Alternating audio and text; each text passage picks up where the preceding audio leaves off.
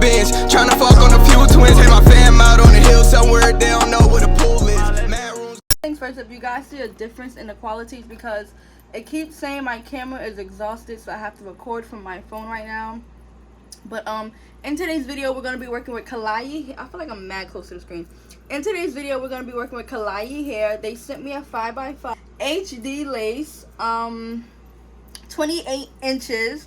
Y'all, this hair is so long. The last 28 inches I had, it was a headband wig, and I really wasn't jacking it. But the fact that this is a lace, the fact that this is an HD lace, is giving me like, like go out tonight, like. Go find a man. Now I'm joking. But it's definitely giving go out, like it's time to pop out. But overall, this hair is bomb. I love the curls on this hair. 28 inches, like I said. I ain't gonna know how to act.